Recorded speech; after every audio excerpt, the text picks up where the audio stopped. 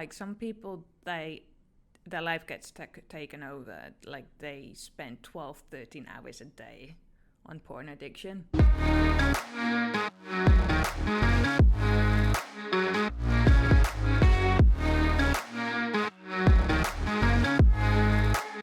You said that a lot of the guys that come to you with problems with porn, they typically have anxiety, right?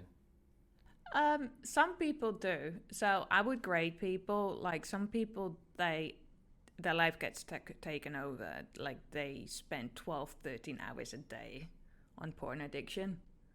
Other people only, and this is between exclamation marks, or question marks, like 7 or 8 hours. Wow. So sometimes it's a coping mechanism, sometimes to relieve anxiety, something is running away from something. I imagine a life where you spend at least 7 or 8 hours is going to cause a lot of anxiety itself. Yeah, because now you have two problems. Yeah. You have anxiety and now you have a compulsion too. Yeah.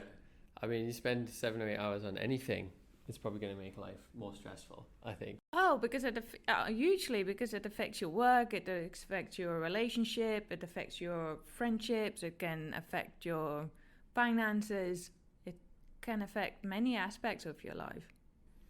And this sort of when you say only 7 or 8 hours, is this like the bottom end of what you're seeing? Well, no, it's like a spectrum of, but these are some of the examples that I've dealt with. Yes. Yeah, and so, do you feel like they started using that to cope with anxiety, or depression, or stress? Yeah. Yeah. And what do you think's going on? So what do you think's going on there generally, like at a higher level, right, in either society or, the way we live? Because that, in a way, that is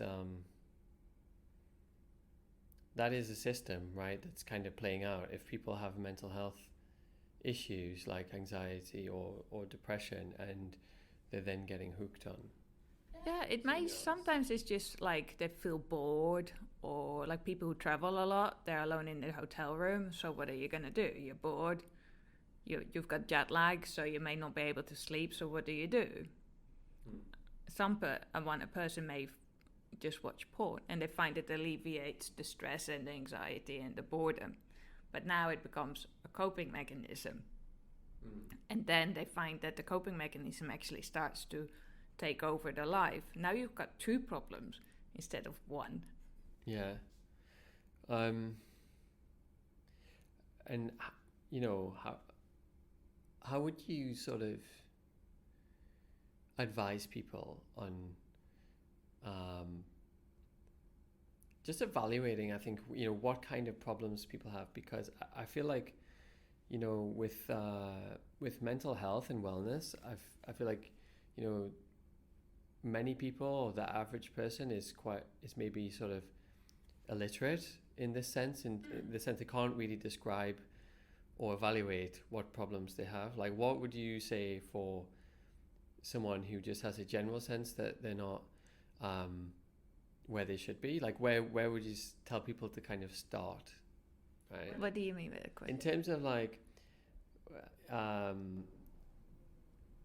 maybe people are feeling just unwell, like mentally unwell in some way, stressed, they've got some kind of problems.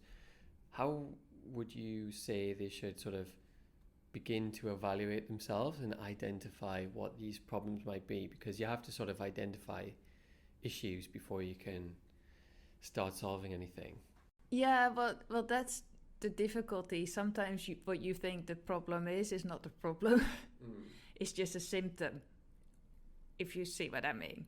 Yeah. So very often symptom labels are just symptoms of an issue, but the symptoms are not the issue. It's the issue that needs to be resolved, and then the symptoms will disappear. But I think when you start evaluating, are you feeling less connected with the people around you? Do you find it difficult to connect with your people? with people around you? Is it affecting work? Is it affecting your career? Is it making you feel less happy? That's a good starting point. Is it you're actually feeling less happy, less fulfilled?